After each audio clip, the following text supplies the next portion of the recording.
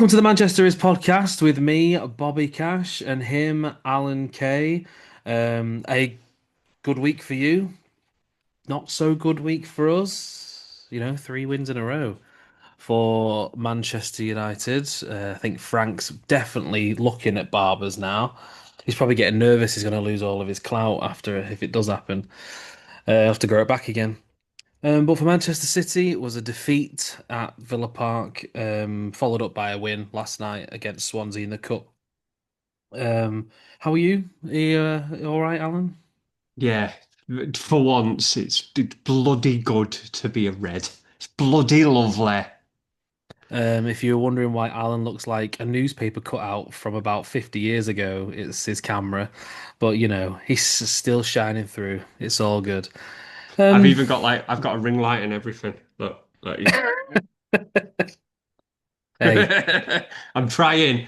The and effort that is going in. and that's the dedication that we need rewarding for you to like, share, and subscribe to this podcast, whether it's on Spotify, whether it's on Apple Podcasts, whether it's over on YouTube. Hello to all the viewers on YouTube. Give us a thumbs up, hit that bell, and all the other cliches.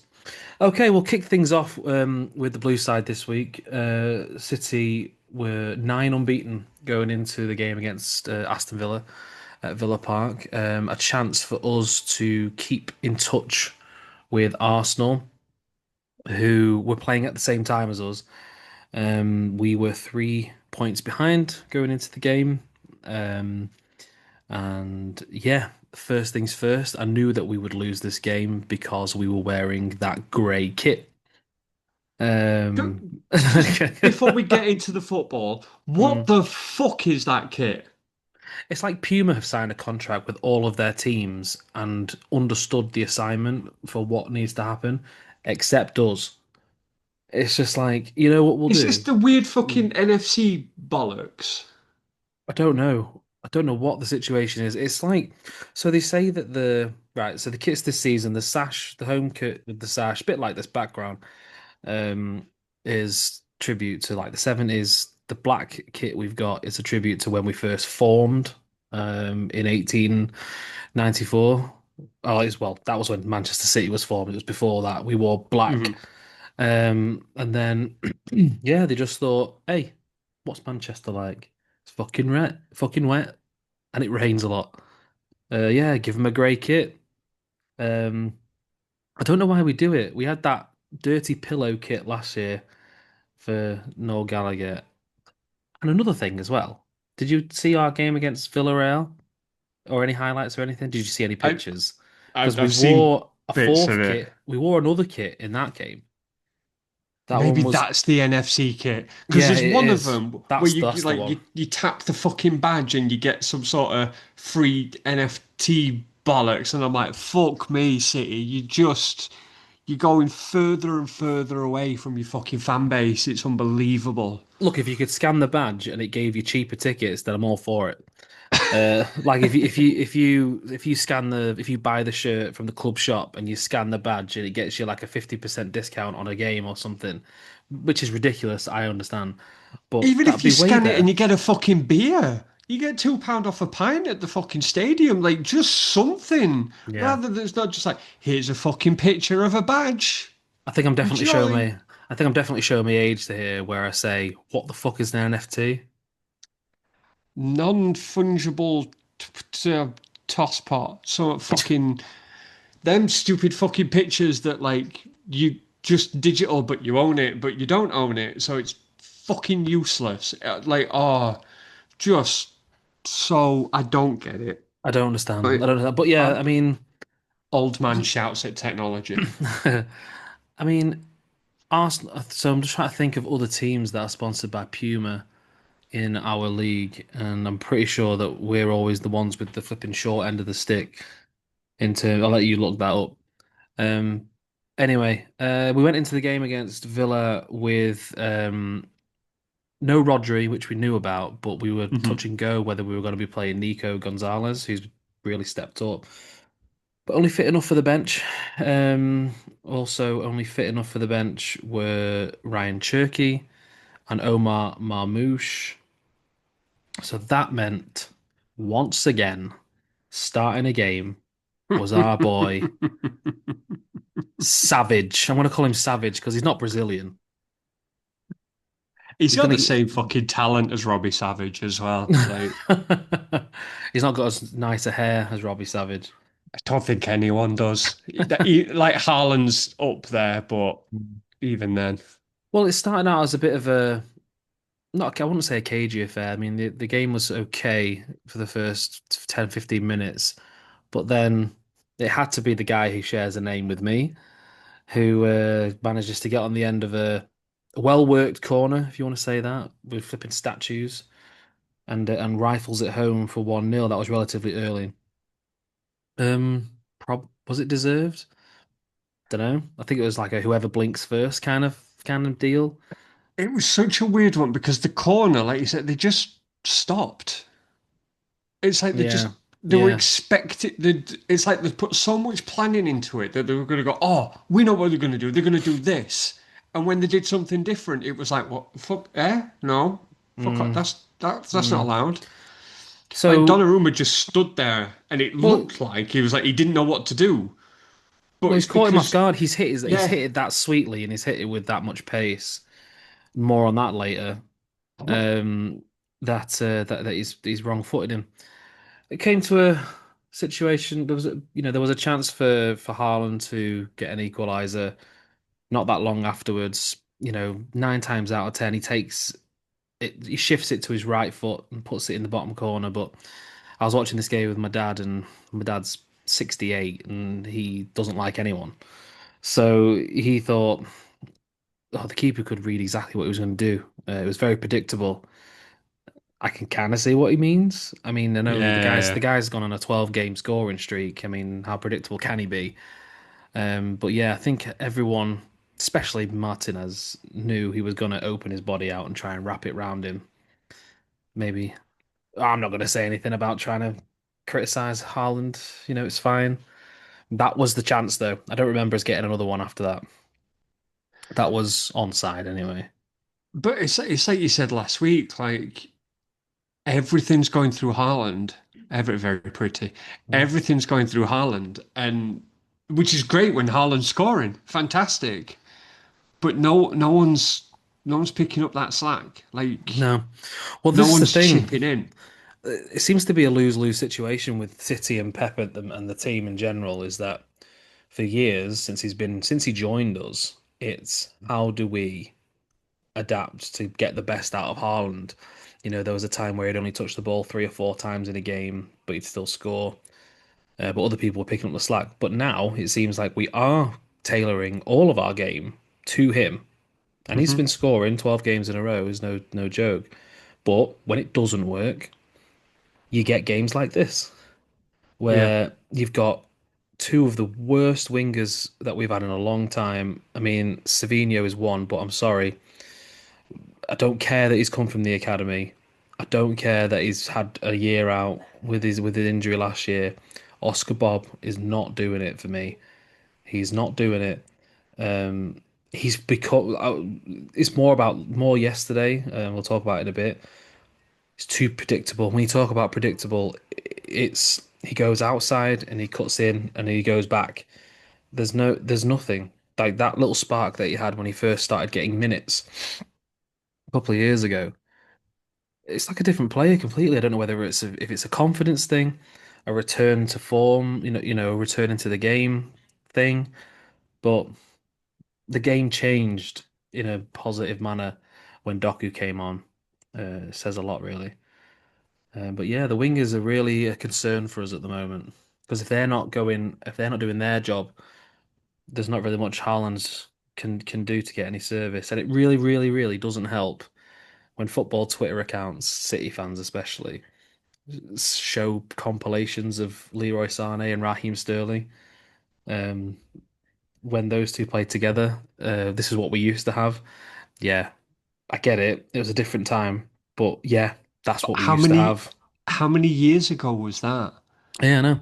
In their Like peaks, it was 2019 is when Sane did his knee and then he went. So it would be in 100 points and then the domestic quad, those two seats. It was unbelievable. But that's what we had. Yeah. And I think if we're not at least in the market to try and find one in January, yeah, it's easy for me to say spending money, but we need one. We need another one. But who's that option in your eyes? Like And who that's the jumps problem. up? And that's the 'Cause problem. I can't see anyone available immediately. And this is the issue for me. We should have gone for Rodrigo in hindsight. We should have gone for him and sold Savinha. Like, Yeah. there's loads of rubbish at the moment that Vinicius Jr. has fallen out with Alonso, and we should try and get him in. But it's like, stay away, stay away. His attitude sucks. He showed that at the weekend. His attitude just stinks. And if he comes to City and he earns 500, 600,000 a year, a year, that'd be all right, wouldn't it? Yeah, 500, 600,000 a week. His attitude's only going to get worse. His ego's yeah. going to triple. And he's not a Guardiola player. He's And just not. and personally for him, the carry on that he made when he lost the Ballon d'Or to Rodri, he's not going to be welcomed by the No, team. He's not going to no, be. I know no. it's people are professional and they just you don't have to like everyone you work with, but Guardiola harmony within the dressing room is important to him. And if it's going to be bad vibes going forwards, then yeah. Personally, I think they're going to try and bend Company's arm in the summer and for Michael Elise. Is he I don't. available I though? can't. Is No, he available? no, Because I he don't seems think to be so. getting like a half decent run Oh, at he's one of Bayern. their best. Like, He's one of their best players by a mile. but He like, starts every match. Yeah, I I can't can't see him see just it going. unless they have a contingency plan where they're going to bring in Elise and then eventually they'll bring Company in as manager. But that's neither here nor there. Um, I don't know. So January rolls around, I can't see it. But Marmoush is back now. Turkey is back as well, which means I will say, we can alter the system a little bit. do you think Shirky will be that player that he might just force out wide to take a spot? I think he'll be positioned out wide on paper, but then like him, Foden, Marmoush, and Doku, whoever, they'll just they'll just rotate between themselves on the pitch Yeah. like we used to do when we played with a false nine. But yeah, the second half wasn't really much better. We didn't really create that much more. It wasn't until Marmoush and Cherky came on that we really started to push on a bit and hopefully get a goal. There was that one chance Marmoush, if he'd have just timed his run just a little bit better, um, squares it for Haaland, who puts it in off his arse, but injures himself in the process. So it's one of them. If the flag had gone up beforehand, he wouldn't have bothered. I fucking hate this rule. Especially when I, this d- happens, yeah. but they always say like someone's going to get seriously hurt. Yeah, because I'm not in. I mean, I definitely don't class myself anywhere near in the know or anything. But there's a there's a woman who works in the office building that I work in, and she does like costume fittings for adverts and shoots and stuff. And she was working with him on Friday or Monday. Is one of the last time I was in the office. Monday, she was working with him on Monday, and she said that he could barely walk. So take that as you wish. But like, surely the opposite side of it should be the flag goes up and then they should play to the whistle. The whistle blows after 10, 15 seconds of action, let's say. Yeah, but it's this. Yeah, but that's still the same. That's still the same problem. That the ref isn't blowing the whistle. If it's wet, because it used to be, the flag goes up, ref but stops play immediately, which is what it should be. I understand that they let things go, but if it's, I think my problem is if it's really obvious. Yeah, it's the ones where they're 10, 15 yards offside and they let it I'm go, they let it go, they let it go, and then they put the flag up. You're like, you've wasted every fucker's fucking I'm 100 time. miles away, and I could see that Marmoush was offside. But yeah, so disappointing. Finished 1-0. I think the problem that a lot of City fans had after the game, when everyone has their little meltdowns, is Pep Guardiola has this very strange. Um, it's just the way he's always been. If people are coming back from injury, he doesn't put them in from the start. he'll Hmm. bench them. And I've always Hmm. been of the philosophy, I don't know about you, I've always been of the philosophy, if you're good enough, if you're fit enough to make the bench, then start and then come off. Because a lot of managers, it's been a thing with Man United for quite a while, where like we'll get new signings or players coming back from injury, and like they'll go on the bench and da da da da. Surely it's better to take them off after 60 minutes than it is 100%. to bring them on after 70. 100%. Because for me, Tajani Reinders was playing in the defensive midfield role and he didn't play well. Couldn't cope with it. Couldn't cope with Morgan Rogers. Couldn't cope with Jacob Ramsey. Jacob Ramsey? No, he plays for Newcastle. Aston Villa's midfielders. I always go Um, Aaron Ramsey, and I know that's fucking wrong. no, because there is an Aaron Ramsey who plays for Villa. There is I one. thought Aaron Ramsey was the Cardiff man that No, every there's an time he this is scored, someone the died. there's an he does exist, but there's another one. What? Jacob and Aaron Ramsey, I think, are brothers. Anyway, doesn't matter. But for me, it would have been a case of if Nico Gonzalez is fit enough to start, then start him. If it's Yeah. not working or he's getting tired, then you can adjust accordingly. But it's especially because I always feel like if you return from injury, start because then you can always bring them off. Whereas if they return from injury and then you put them on and then they get injured again and come off again, you've just wasted, you know, two subs on one person. But like, surely this is the point of like the elite squad. Well, what we used to call the resis and the under 21s and stuff. Like, give them minutes there.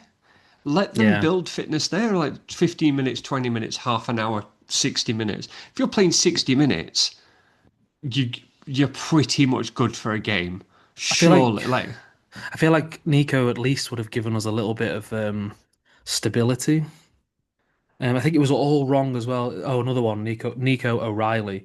He was coming back. He had a bit of a knock. So for me, it would have just put Nico back in at midfield, put O'Reilly back in at left back, and push Guardiola back inside.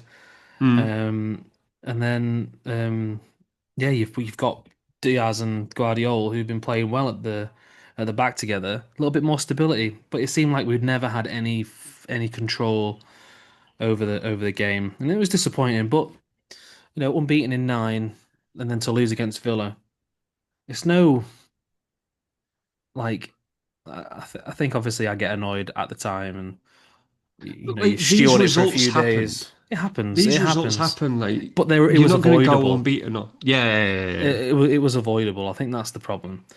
Um, Roll over to last night. We played Swansea in the Viva La Carabao. I genuinely haven't seen anything of this, so Well, it was only last night. So, and it was not really. I don't think it's on Sky Sports Plus, so it doesn't really. No, it's like watching it see on. if Sky Sports don't give a shit. Yeah, yeah. I don't give a shit. Yeah, right. I'll tell you then. We lined up with almost a complete changed 11. Trafford came back. Ake started. Kuzanov was back. Ryan Ait Nori started at left back. Rico Lewis, Cherky, Marmouche, Bob was there. Doku. Um, there's probably another one in there.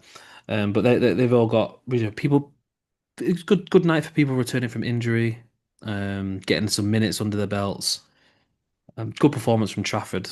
I will say I'm glad that he is not doesn't seem like it's affecting him too much. He was on it last night. He was. I think I think he'll leave.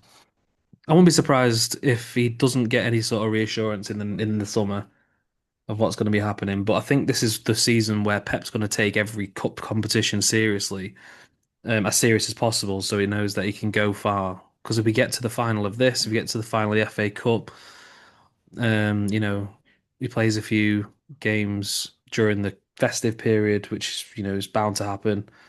Um, and maybe even in the Champions League, if we manage to get in, secure the top eight, maybe we get a bye, maybe he can play. So he could get himself at least 20 appearances if we pull our finger out, basically. Yeah. City, it started exactly how you thought it would. We settled down and we had possession. We had a chance, I think, to score, and then they scored, which is the way it goes. Absolute finish, by the way. I don't know if you've seen it. No, I've not Square seen it. square ball to the D, edge of the D, and he's just whipped his foot around it right into the top corner. No one's saving that. No one's saving it. But then it starts to creep in the complacency. I think it was a very lazy performance last night. Um, sometimes Premier League teams can go to lower league opposition and just expect to win based on Yeah, just because we're a Premier League team, but they really had to work hard for it in the end. Doku got himself on the score sheet. yeah. It was a Doku goal. Beats his man, comes back inside and comes inside and finishes. So it was 1-1 at the break, and then again dominated the game as you'd expect. Knocking at the door, knocking at the door. Ryan Cherky was mustard, by the way. He's class. He is so good. Everything, and it's not just the fact that he's got a good pass on him or anything like that. It's he's always moving. He's always looking for other people. As soon as he gets the ball, um, his first action is to go forwards and Yeah. in his little touches as possible. Everything's one and two touch with him. Now, I'm not comparing him to David Silva just now. Just want to point that out. But do you remember how hard it was to get the ball off him? Yeah. It's very similar. It's like a very similar vibe, which is only a good thing. Um, yeah, he got a nice little that little quick 1-2 was or two touch I should say is what set up Omar Marmoush who fired into the roof of the net from the edge of the 6 yard box. And then Cherky gets himself a goal at the end, like right at the death. Nice little pass through, and he just finishes coolly. So it was comfortable from a scoreline perspective at the end, but it doesn't tell the whole story. But we are through. We've got a quarter final at home against Brentford, um, which could be tricky on the day. But Oh, yeah. if he's taking it as seriously as he seems to be, then I'd rather go to Brentford. I'd rather have Brentford at home than Brentford away in a midweek game. But yeah, that's City's week. I mean, over reliance on Haaland. Pep's Yeah. tactical decisions are kind of, they're a bit frustrating. Is probably the word. Mm. Defeat against Villa at Villa Park is no, I don't want to say bad thing because it's obviously bad we lost, but it's not the end of the world. And yeah, we beat Swansea, which is fine for us. We've got two games before we record next. We play Bournemouth on Sunday at home. Bournemouth on a bit of a roll, unbeaten in 8 games themselves in the league. Semenyo is a great player.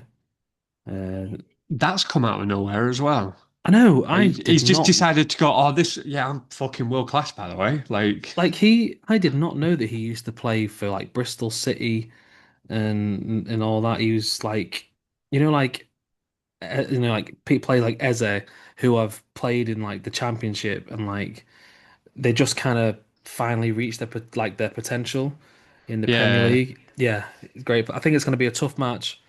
They gave us they gave us a tough game at the back end of last season. It's one where Marmoush scored the goal of the season. You know that goal, that one. yeah. It was that game. I've talked for a while, so you go. I don't like, as a City fan, I know you're like 9 unbeaten and 9 out of 10 and all that lot. Is there any part of you that is questioning Guardiola's as of yet? Because, and I don't know if this is just online shit that I'm seeing and TikTok and Instagram and stuff like that, but there seems to be a little bit of doubt long term of Guardiola again. Like towards the end of last season, everyone was like, "He's fucking done. He's done. He's gone. He's going." Da, da, da, da, da. And there Mm. seems to be a little bit more coming up now. For you No, I personally, get it. do you see any of it? Do you believe any of it? Like, No, so for me, I will always trust him. He knows more than I do.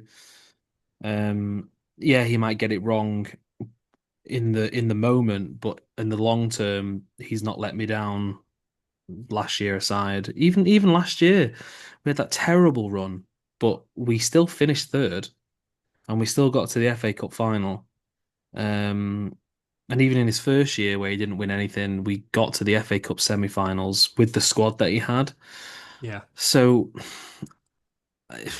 for me, I just think he needs to get out of his own head in terms of like squad selection, um, trust himself, maybe listen to others. I don't know whether he's started the same kind of players who are underperforming because he wants them to, or whether he's had a conversation with his backroom staff who are like saying to stick with it. I'm not sure what the dynamic is there.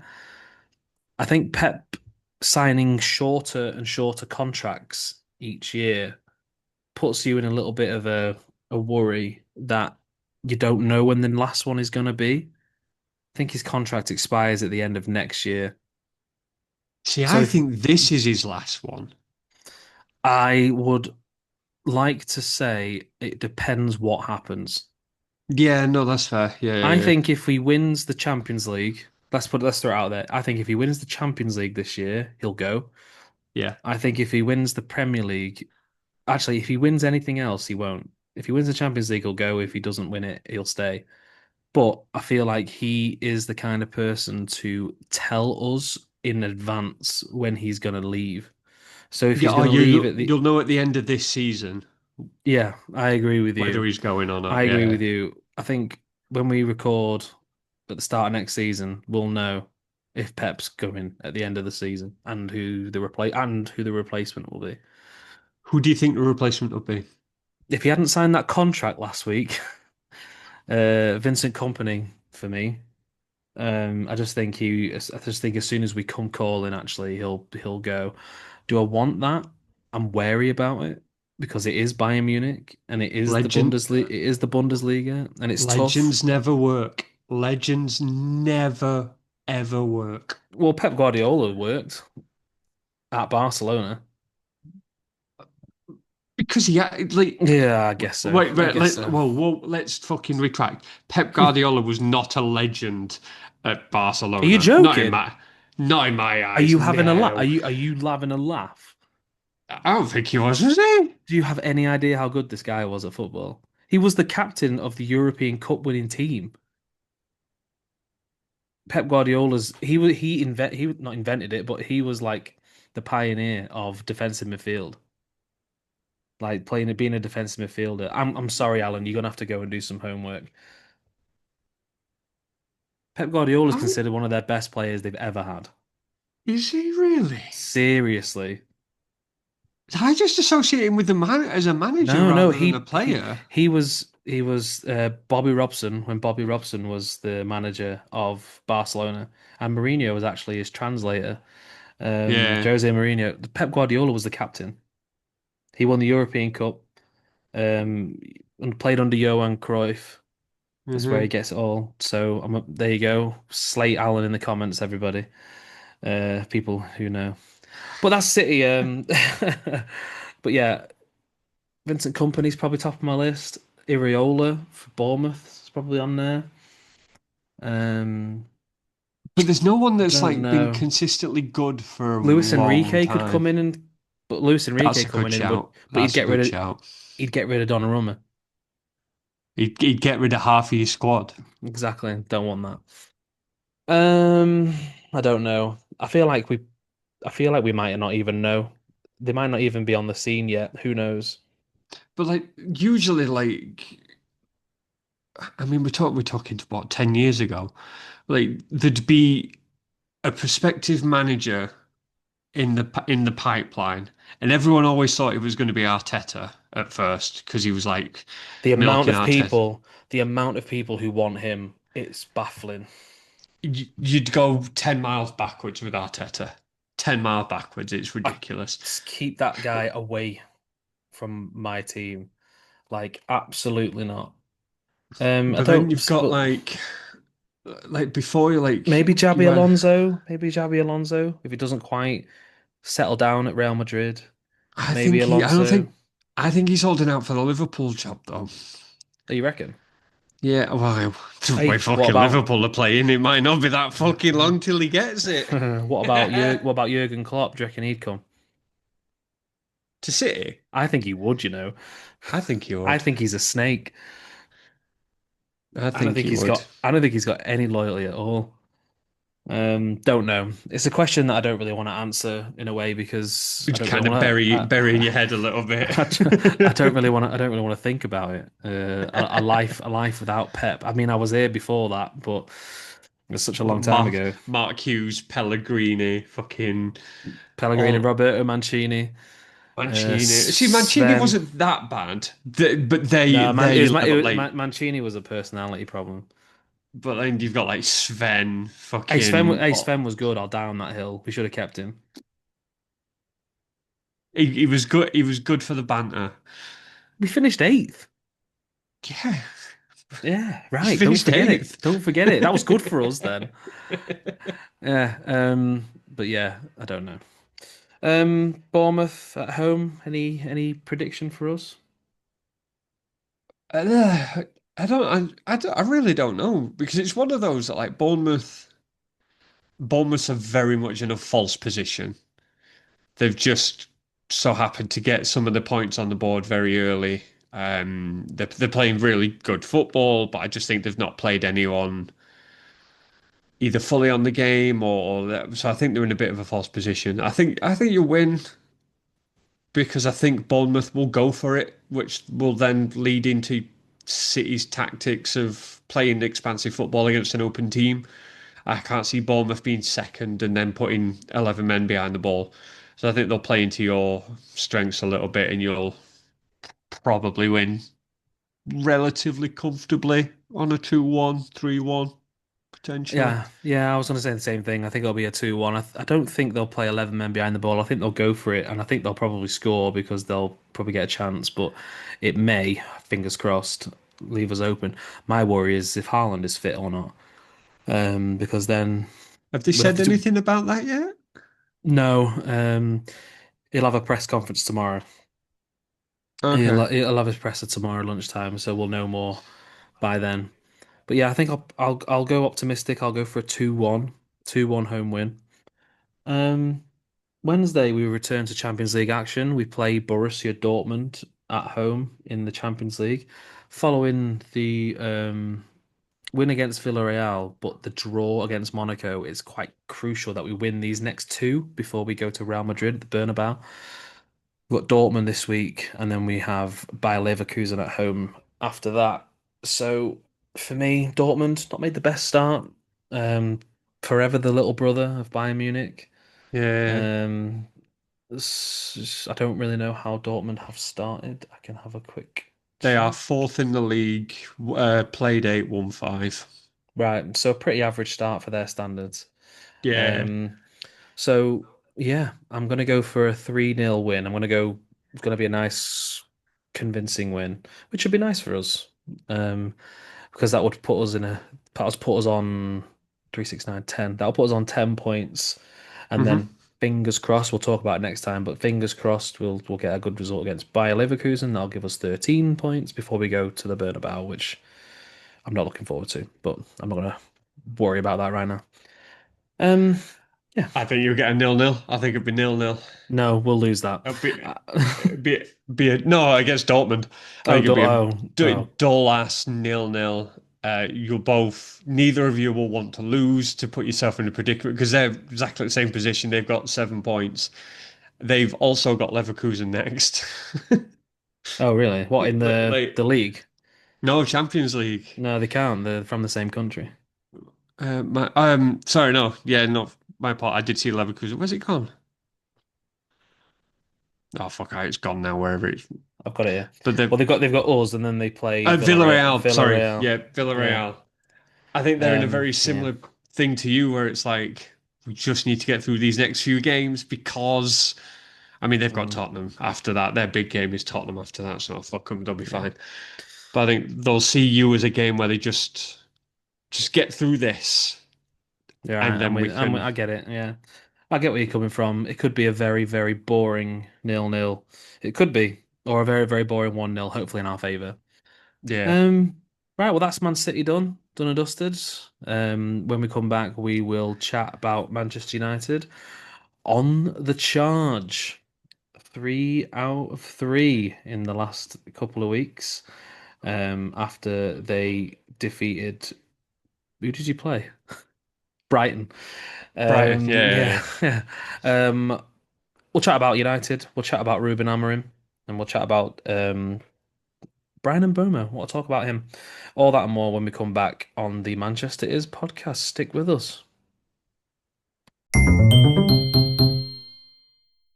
Welcome back to the Manchester Is podcast with me, Bobby, and him, Alan. We're going to jump straight into Manchester United talk now. And Alan, you must be on cloud nine at the moment. 3 wins out of in the last three, beating Brighton at home, which we said last week was going to be a bit of a tricky game, depending on Mhm. which United team turns up, and which Brighton team turns up. So I didn't watch the game. I was out. I was booked away, so I didn't get to see it. So you tell me which United turned up and which Brighton turned up. Both of them, which was the worst scenario that could ever happen. So the perfect Man United turned up, where we were attacking, we were free flowing, we were creating chances, we were defending well, everything was going well. We went 3-0 up. Fucking Cunha scored, like everyone's there, it's wonderful. And then the old Man United turned up after about fucking 60 minutes, and we decided, oh, we can't defend.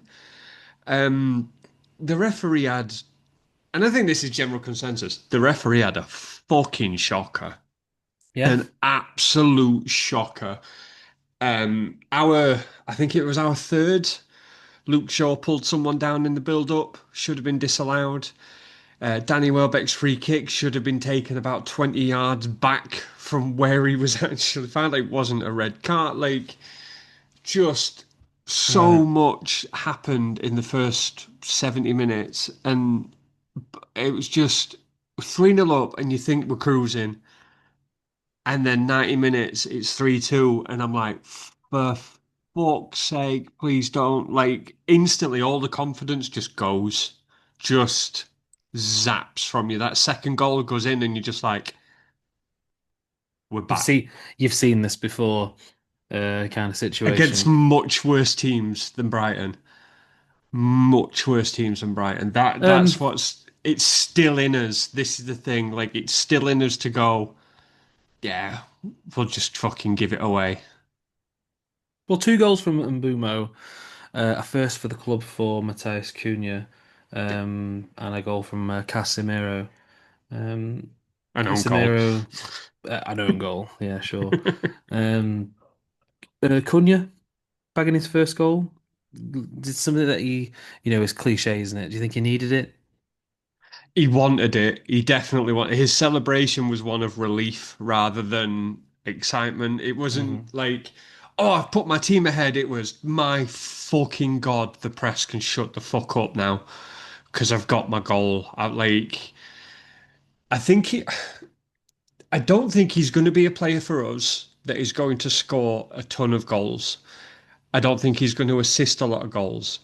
What he's going to do is like Everything properly, else. yeah, properly hustle and break up space to allow space for Mbermo and for Sesko to get into. Um, I think he's a fantastic player. I really, really do think he's a fantastic player. My issue will always be that he's going to get slated in the press because he's going to get 5 goals, 5 assists Hmm. for 60 odd million pounds. But he With scored, and everyone just, the relief was just there for everyone to see. I'm interested to know about. It was you brought in Cunha, you brought in Mbumo in the summer. Sesko, we've talked about him. We'll leave that for now. But which out of those two players, Mbumo and Cunha, which one did you have more of an expectation of, and which one have you been pleasantly surprised? Any comparisons with them both? Did you did, I, did, did it go the way you expected to go so far? no, not at all, not at all. I expected Cunha to come in all guns blazing. Him to be the goal scorer and for Mbeumo to be the one that kind of had a slow run at it. And it's been the exact opposite. Mbeumo's just gone flying. Like he's one of our better players. He's gelling with Ahmad on the right. Um, I think that's where Cunha's struggling is he's not really got anyone to link up with on the left because it's been switched between Dallo and Dorgu. So he's not had anyone with a constant run. But I expected Cunha to really, really fly at it, and it's just not happened. But it's not to say that he's playing badly either. Like I say, he's breaking up plays, hassling players. He's one of our better defensive attacking midfielders. So he's up and down that pitch all the time. He made two or three last ditch tackles against Brighton, which didn't go unnoticed. And he's coming off that when he's finishing the game and he's knackered because he's run like 50 miles just Right. constantly. Right. Majority of that having to track back for Casemiro. Don't get me wrong, but whether we has to do that when Casemiro eventually retires in the next 6 months will be something to see. Um, like you say, you got yourself 3-0 up and cruising, and then literally took your foot off the pedal, and you fear the worst when Welbeck scores. Who scored again He against loves a you? goal against us. He Loves the goal loves it, and against you. do you know what? It's such a good free kick as well. It's really annoying. Mm. It's like you sit there and go like, if it was 3-1, if it ended 3-1, I'd sit there and go, "That's well done, Danny Welbeck. I'm happy for you. I really am."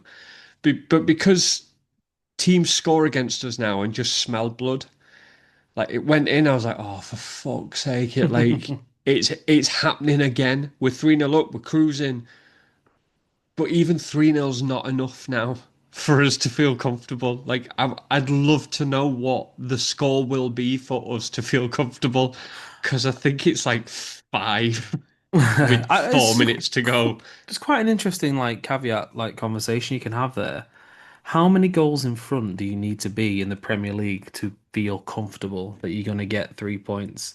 Because you just said he's 3-0 up and then they scored and you were worried. And I'd feel the Yeah. same, especially the way that we're playing. I'm sure Liverpool fans will feel the same. At the minute, throwing things away. 2-0 is the cliche again. 2-0 is the most dangerous scoreline in football. Uh-huh. Um, so is that a testament to the strength of the league, or is that like a weakness of the league? How do you see it? I've always thought that like if you're 3-0 up and you throw it away, you've had a shocker. 3-0, regardless of what how much time has gone, 3-0 should be the one where you are putting this to bed now. You're home and dry. But that next goal when it does go in, if it's not a fourth, your bumhole does start to twitch a bit if you're on the defending side. I can't put that as the Like title. We'll get demonetized. Not that we get paid, not that we get paid or anything, but that's yeah, the goal, and we don't want to get demonetized down the line. yeah, But yeah, it like the cliche. It really is a cliche that 3-0 should be seen you home and dry. But the next goal's most important because 3-0 to 4-0, you're having a whale of a time. You're doing dances in the corner flag and it's olays on every pass. If it's 3-1 and they start attacking, the opposite team starts attacking, then you become that like, oh fuck, if they yeah. score here, then we're in trouble. Like we've really got to concentrate. We're really, and then the panic sets in. I think it But I goes to suppose show. it, So I was going to say, I think it goes to show the kind of teams that we are at the moment, the way that City are, the way yeah, that Liverpool, Chelsea, maybe Chelsea, you could probably throw Chelsea in there. That Tottenham, Tottenham all special, like yeah, yeah, all of them, yeah.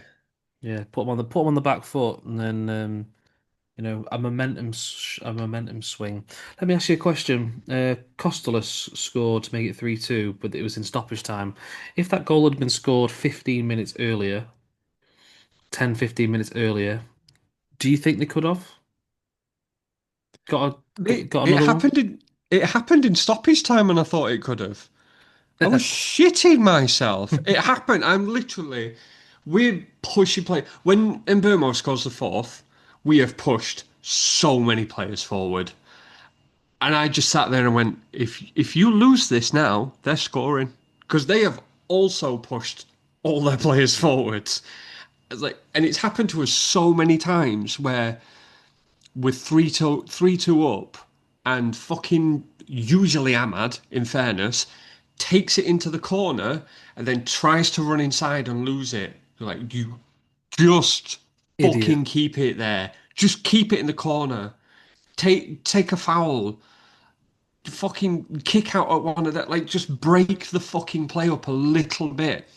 And we don't have seem to have that mentality of it's okay to run down the clock.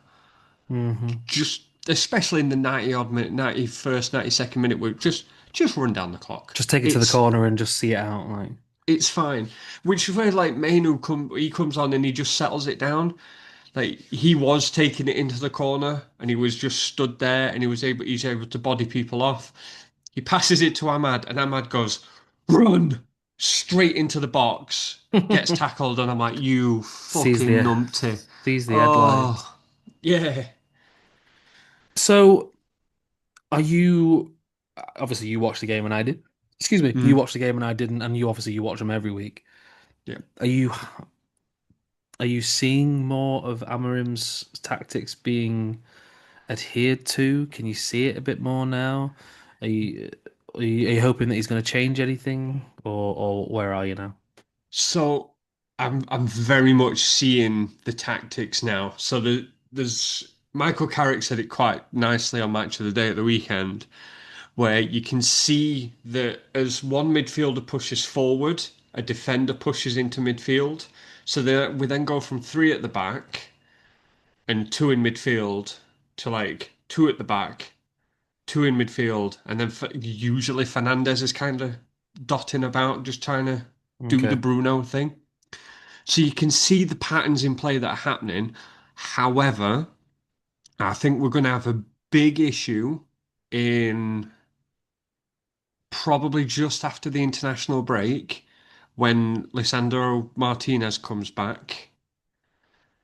And Interesting. you're probably going to have to reteach this method into a person that's not been playing it for the last 10 weeks. And you think he'll go straight back in? Do you think I'd it be was wise surprised. to do so? No, I don't think it's wise to do so because he's injury prone. He's coming back from a really big injury, and I don't think he should see first team football for quite a while. I think he should be coming on after. Yeah, I know to contradict myself, but like earlier on, we said if you're fit to be on the bench, you should be starting. But Oh, I don't think there's Luke. definitely an exception when it comes to long-term injuries. Yeah. But like, I don't think Luke Shaw's playing that badly. I think he's doing a fantastic job as a makeshift left centre back that can kind of flow out wide and can push into midfield. I think he's doing really, really well. And I see no reason for Lisandro Martinez to come in and change that. He's going to do the same job, but I wonder if there's a confidence of Luke Shaw at the minute that he's able to go. We're playing well. I'm part of this team to the point that like Lenny Yoro's the one that's being pushed in and out of the team rather than Luke Shaw. Okay. But I do think that going forward, our best back three is going to be Delict, Yoro, and Martinez. But it's going to take something major for Luke Shaw to fuck up for Martinez to get his slot straight back in, I think. How many players are you losing to the AFCON? Ahmad and Burmo. Have they There is have another they one. qualified Cameroon and Ivory Coast? No, not Cameroon haven't. I think we're going to lose three. Ahmad and Burmo. There was another one. Oh, Mazraoui. Mazraoui might lose Yeah, Mazraoui as well. Morocco are there. Yes, Senegal, but obviously, yeah, Ivory Coast and Cameroon are in the same group, actually. We'll lose Omar, we'll lose Marmoush, and we'll lose Ryan Ait Nouri as well for Algeria. But there's a big thing I think at the that's minute it. that we're hoping Andre Onana actually does us a favour and does what Andrea Nano does best and just plays shit and gets them knocked out, because then we'll get a You'll player get him, but back. you'll get a player back. Hmm. Yeah, I mean we've got an Egyptian and an Algerian, and they usually do quite well. So we'll see. We'll see. And then you've got to get them back into the team as well, because they'll have Hmm. been out for anything up to 4 weeks. Well, I was And a not regular guaranteed starters, so we kind of we could get away with it. Whereas yours is your main, the guy scoring all the goals at the minute. yeah, yeah, which is why I think that we're not going to get rid of rid of Zirkzee, I mean we're not getting rid of Manu anyway. But I think Zirkzee, forgot about him. Is he still? Has he had any minutes? he came on at the weekend and was bang average. He's a man of confidence. He's a player of confidence, and he's very much not confident at the minute. Hey, guess who was on the Um, bench for? Guess who was on the bench for us last night? what The Carabao Cup. was Calvin? Was He Calvin was there? he was there. He was on the bench. Oh, we're getting closer. He didn't come on. The agenda is still alive. We're getting Um, closer. this weekend you go to the City Ground and play Nottingham Forest. New manager bounce. Can you see it written in the stars, or are you confident that you are going to come away with 3 points? I'm in Nottingham on Saturday actually. I'll not that I'll get a ticket or anything, but hopefully I'll get there before the traffic. Um, I don't know. I really don't know because they Sean had a. Dyche team at I know, away from home. I know, I know. So they had a bounce in midweek. Sorry, when he first started in the midweek game in Europe, they had the bounce. Then they had the bounce back down when they lost in the league.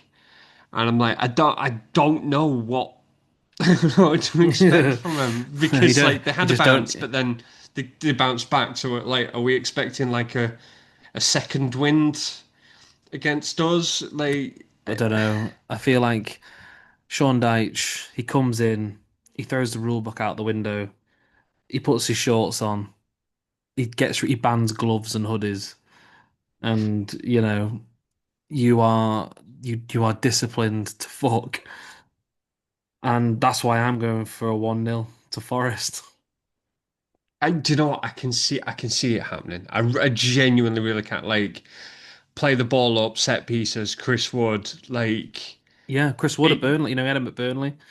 you can just smell the corner going straight to Chris Wood, and it just fucking it goes in after 18 minutes, and then that's it. You, Like you it can just you can stays that picture way. the six at the back. You can picture the flipping first tackle, getting a big roar from the crowd. Um, They're nothing but long throws, and the playing for the corners, and the free kicks just getting swung into the box from wherever the fucking free I kick is know, taken from. Like I know. you could smell it from like Stevie Wonder could see this shit coming. That's so. I'm going for a 1-0 Forest. What about you? Mm. 2-1 United. 2-1 United. I think we'll just squeeze through because we've got to get to a point where the United strand at least gets close to getting a haircut. We Are you one of can't. these cynics where they get four in a row and then they lose, or are you hoping that he does it? I really want him to do it. I do worry about his content plan going forward, like after What number you five, have to like, you have to grow it back, not cutting my hair till United lose 5 games in a row. or it's like he's gonna go the exact opposite. Like I'm gonna keep cutting my hair every day until Man United win five in a row. Like it just stays. But like Yeah, I do looking at worry you, about I'm his just. content plan. I mean, I am looking at your fixtures at the moment, and you've got Forest away, Mhm. Spurs away, and then it's an international break, and then it's Everton Yep, at home, Palace yep. away, West Ham at home, Wolves away. So tricky tie maybe this weekend, tricky tie away at Spurs, tricky tie away at Palace. But then other than that, Everton, West Ham are terrible. Wolves are dog shit. And that takes you to the middle of December. So you know you could have some favorable Go results if on, things go your way. I don't want to say it. I'm not saying it. You know what I'm saying. go It's on. Yeah, go on. it's implied. Fuck off. Yeah, we're in a title race, Bobby. Fuck you. We're in a title race.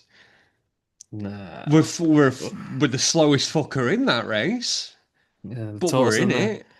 well, you're in it as much as we are. We're in it Um, more than Liverpool are currently, as we're above them. Sunderland are in a false position. Like I've said, Bournemouth are in a false position. Like mm. realistically, like we're at what September, just coming to November This now. will be 10 games. Yeah, this will be 10 games this weekend. So realistically, like I think theoretically you could be looking at Man United in third by middle of December. Could happen. There's no, the only I think the only thing stopping you is you. Like as a team, I mean, you've got enough on paper to beat all those teams that I've just listed. Yeah, Maybe Palace might be the tough one. Who'd yeah. have thought that Palace 10 might years? Who'd have be, thought that 10 years ago? but like Tottenham, you'd like on a Monday night, you'd expect that's probably more in our favour than it is Is that what Tottenham's it is, a favour. Monday? Yeah, it's a Monday night. Yeah. Hmm. You'd Well, expect that to be more in our favour than theirs. Like you said, Wolves are shit. West Ham are shit. There's no excuse for us to not in the next 10 games to not win eight. Alan, I've known you for a few years now. I've never seen you this optimistic in my life. It's disgustingly worrying, isn't it? Like it really is. Um, well, I'm actually going to see you in person in the next couple of weeks, Yeah. and you will have played both Forest and Spurs by then. Mm-hmm. So we could be talking about 5 games in a row. It could happen.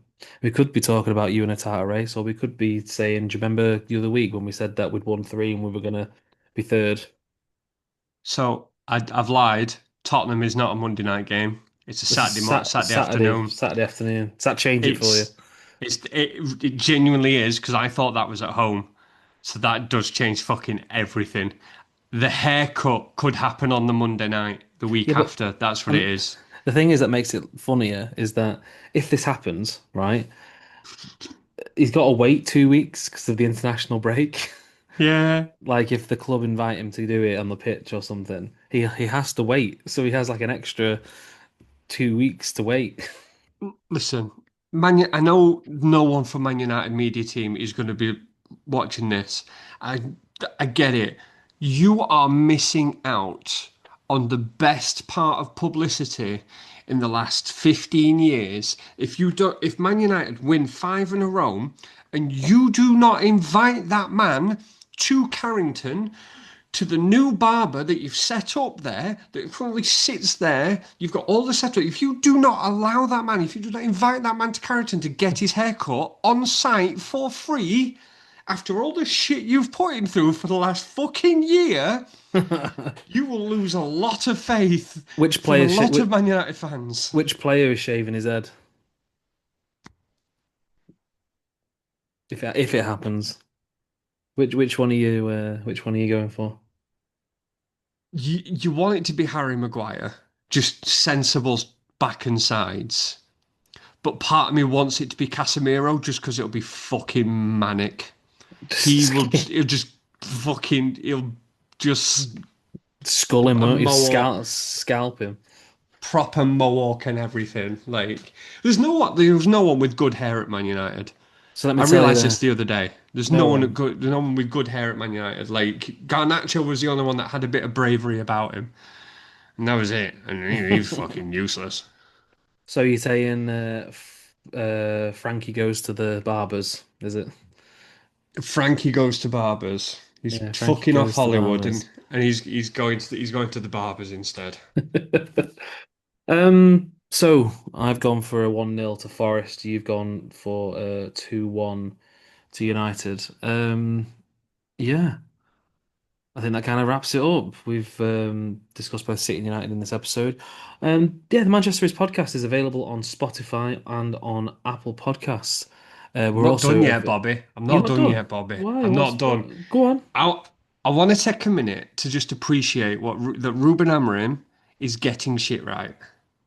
He's getting stuff right. He's Oh yeah, every decision that he has made for this club so far paid off, gives a list. with the exception of one, which is kind of 50-50. Anthony gone. Hmm. No more trouble. Garnacho going and fucking celebrating on his little hoardings for I the one fucking goal he hate scored. that. I For the hate one that. goal he scored, only for him to be hooked off after 60 minutes, and then they go on and fucking draw anyway. Just picturesque. I know you're on a roll, but I can't stand that guy. Literally, just give it a fist pump and then just go back to the. You lost as well. It makes it That's the worse. bit, like, if you do that at 3-0 up, you do that after an FA Cup, like that celebration came, I think it was an FA Cup win against you guys, where it was Hoyland. He stole it off Ronaldo. He did, but then they made it the thing with Mainu, Hoyland, and Garnacho after the FA Oh Cup, yeah, and they yeah, I did the remember that. Yeah. fucking coolest album cover thing. Yeah, it's just bollocks, like fucking memes. But seeing him fail is it's so fucking nice to see in the nicest way possible. Like he's got the ego of Ronaldo and the talent of Gabriel Obertan.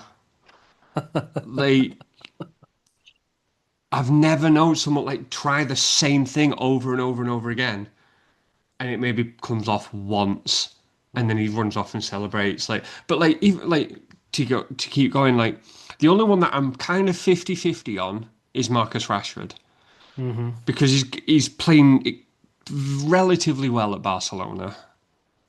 He's doing But okay the from things. Barcelona player that they've got, the player that Barcelona have got, is not the player that Man United had last season. Not, sorry, the season before because he was at fucking Villa. But it's not the player that we've had. He's Yeah. chasing every ball down. He's whipping across it. He's coming inside with desire and intention. We never got that for a good couple of years. Villa definitely didn't get that when he was there. But it just proves that like you've got to trust your manager in these situations. Like Anthony's gone, Garnacho's gone, Sancho is rotting in a pit, which Sa is Sancho, fantastic. speaking of him, he came on against us in the first half, and then he got hooked after about an hour. Or he might have played 45 minutes in total. He But I'm came on for like, an injured player, is that right? like, and I couldn't tell whether he came off because he'd injured himself. But for me, it looked like he'd been taken off because he was fucking bollocks, Because it was fucking dreadful. And that's what he is. which was He's fucking quite an dreadful. achievement, which was quite an achievement against us at the weekend. But like Sancho's like gone, Anana's gone. Like just every decision just seems to be paying off for him. And I've never been so happy for someone to just go in and just go, yeah, he, he didn't play. He was terrible. Fucking off your pop. To the point he's even give Malacia a second chance because A, he didn't want to fucking buy him.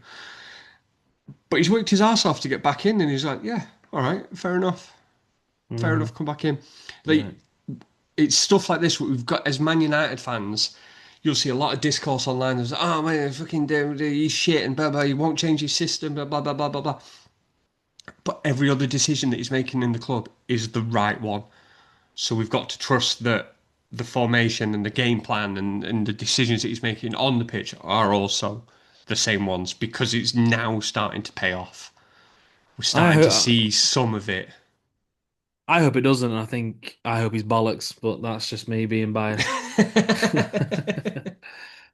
Um, yeah, I think I don't really you know obviously cynically I'm like I hope Man United fucking sink with the rats, but in terms of a man coming in and finally getting his own way, which is what the manager should be. Manager should Hmm. do what should get what he wants. If he doesn't want a player, get him out. If he wants to bring a player in, bring him in. He'll only fall on his own sword if it doesn't work. But Hmm. it's the problem. What you've had is you've not had a new manager bounce. You've had like a new manager like road trip.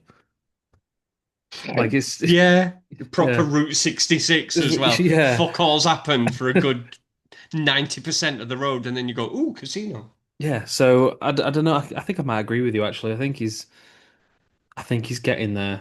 I can just call it call it what it is. He's getting there. I think you're gonna have the odd game where you're gonna lose. Yeah, But I I think agree. But you may have turned a corner where you win. So if you had 5 games, you don't lose more than half of them. yeah, so I think we're at a very critical point as Man United fans because there's a lot of Man United stuff online at the minute where it's and I'd said it jokingly there. It's like, well, we're in a fucking title race. There are Man United fans that will now hold him to that standard Hmm. because we're currently what 3 points off second, I think it is. So something like that. Like we're closer to second than we've ever been ever. I think we're 6 points off top. Man United fans online are Yeah. now going, oh, we're in a title race. But then when we start, like you say, we lose 1 in 5, 2 in 5, we draw a couple, we get maybe 2 results, 2 wins out of 5, and we start to like plateau a little bit. We need to remember we are a top 10 side. There are easily 9 clubs that are better than us on their day. Mm. Easily. If we're Yeah. on our day and they're on their day, there are easily 9 clubs that are better than us. And we need to remember this because if we hold him to go, oh, we're winning the title, and then we finish sixth. Sixth is fucking fantastic. Well, From compared to the where we season were that you had last last year, yeah. exactly from where we were last season, like everything went fucking wrong. We finished 15th or whatever it was. If we finish sixth this season, fuck me, that's brilliant.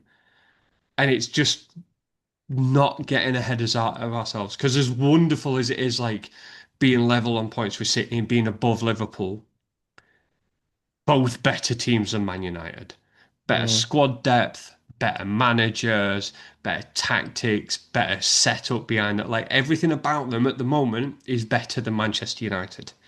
100%. We've just got lucky that we managed to beat Liverpool, and you and Liverpool have both been relatively shit for a bit, like really inconsistent, and we've just Mm. managed to just find a bit of form at the right time. But it's just not getting away with us, getting ahead of ourselves as Man United fans to like have the banter to say, "Fucking hell, we're in a title race here, like Champions League next season, blah blah blah blah blah." But it's remembering those jokes when it does inevitably go to shit mid-December time. Well, Alan, are you planning on doing a live stream of the game this weekend? Yes, I am travelling to France, so I can watch the game legally as it's a 3 o'clock kickoff. So I will be donning myself over to France to find a kitchen very similar to my own, to watch that game completely 100% legally. And I will probably do some sort of live stream. Misery King Alan K on TikTok. You can also follow him there on Instagram as well. You can Yeah. follow us, the Manchester Is Pod on Instagram. You can subscribe to us on YouTube, Manchester Is Podcast. Hello to everyone who's actually watching this, all 13 of you. Um, we also are on Spotify and on Apple Podcasts. We would really like a subscribe. We would love a like. We would like a comment. We would like some engagement. Engagement is really key. Even if you don't listen to the actual episode, you just play it in the background, give it a like, give it a share to your socials. Does us a load of good.